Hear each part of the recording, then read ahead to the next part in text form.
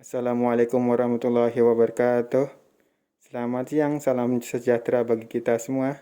Perkenalkan, saya Azwar Ranas, peserta Latsar CPNS tahun 2021, angkatan 30, kelompok 4, nomor absen 3.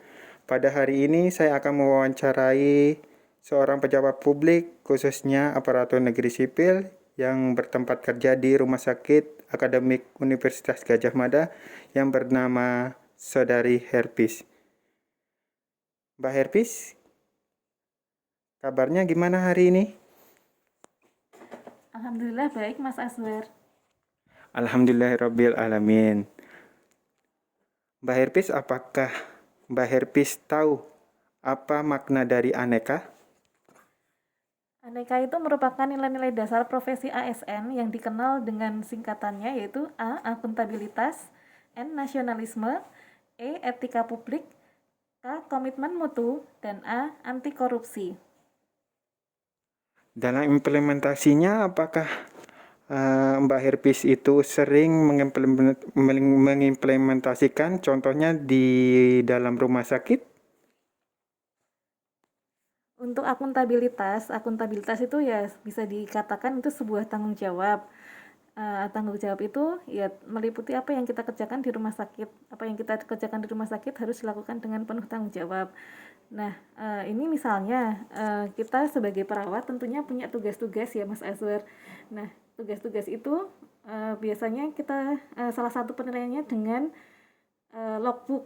Logbook. Nah, untuk membuat logbook sendiri harus ada perencanaan. Jadi pertama kita harus merencanakan dulu eh, apa saja yang akan kita lakukan sesuai dengan jabatan fungsional, terus PK berapa, seperti itu. Nah, nanti setelah kita susun, kita kita serahkan ke atasan untuk di ACC atau tidak. Jika sudah di ACC, maka pekerjaan kita harus mengacu pada target-target yang sudah ada di logbook tersebut dan kita harus melaksanakannya dengan disiplin dan penuh tanggung jawab. Nanti setelah kita melaksanakan tugas, biasanya akan ada evaluasi entah tengah semester atau satu semester atau 1 tahun. Nah, itu nanti kita dievaluasi oleh atasan kita apakah kita sudah bertanggung jawab, sudah melaksanakan tugas sesuai dengan target-target yang kita buat di dalam logbook. Untuk selanjutnya yang nasionalisme itu menurut saya rasa cinta kepada tanah air, bangsa negara Indonesia tanpa merendahkan bangsa atau negara lain. Contohnya, kalau di Rumah Sakit Akademik UGM ini, kita dulu sebelum corona ada upacara 17 Agustus. Bukan 17 Agustus. Upacara setiap tanggal 17. Jadi setiap tanggal 17 kami ada upacara kurang lebih sekitar 1 jam. Di situ kan kalau upacara banyak sekali manfaatnya ya. Ada melatih kedisiplinan, ada meningkatkan hubungan antara atasan dan bawahan. Ada juga di situ bisa meningkatkan kesehatan karena kita berjemur di bawah sinar matahari. Dan di situ juga ada salah satu pengamalan Pancasila sila pertama. Kita berdoa mendoakan para pahlawan yang telah gugur dan juga mendoakan bangsa negara kita. Untuk selanjutnya yang etika publik. Etika publik itu merupakan refleksi tentang standar yang menentukan baik buruk, benar salah suatu perilaku, tindakan atau keputusan yang mengarahkan kebijakan publik dalam rangka menjalankan tanggung jawab pelayanan publik. Nah, etika publik ini yang bisa dilakukan di rumah sakit.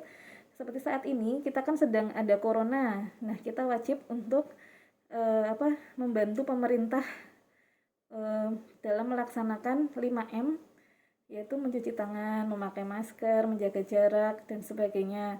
Yang bisa kita lakukan di sini salah satu penerapannya misalnya ketika ada pasien yang tidak memakai masker dengan baik, kita datangi beliau, kita kasih tahu pelan-pelan, baik-baik bagaimana cara memakai masker yang baik agar si pasien ini paham, oh gunanya memakai masker adalah ini.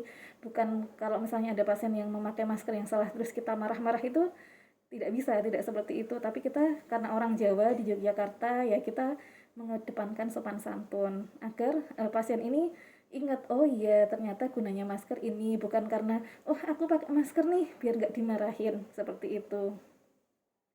Untuk yang komitmen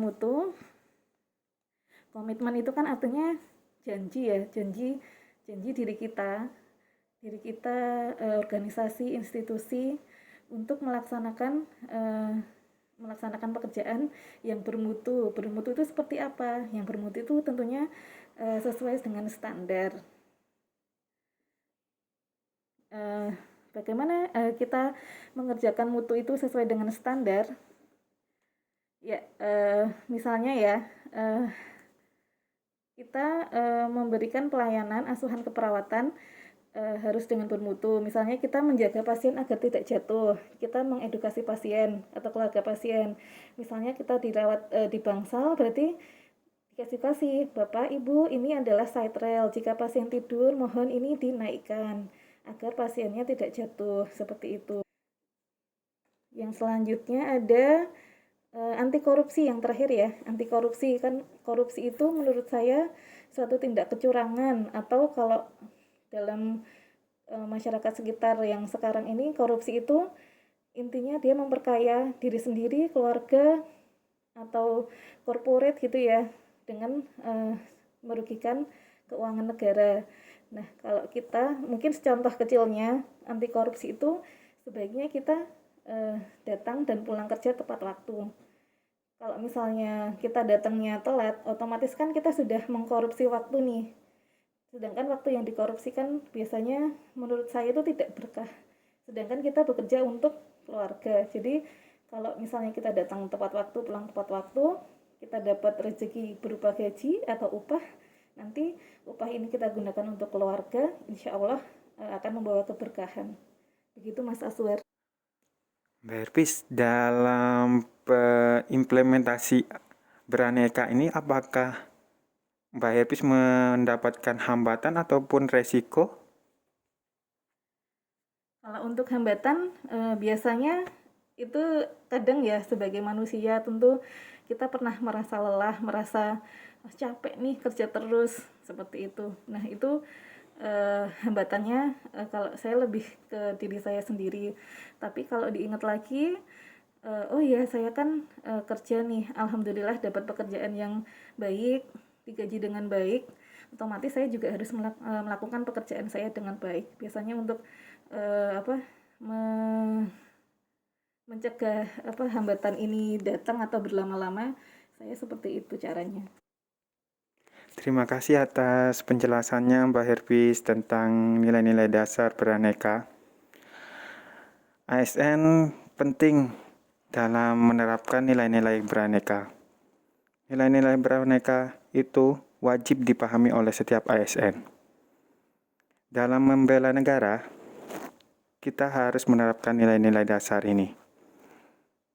Terima kasih, sekian. Assalamualaikum warahmatullahi wabarakatuh.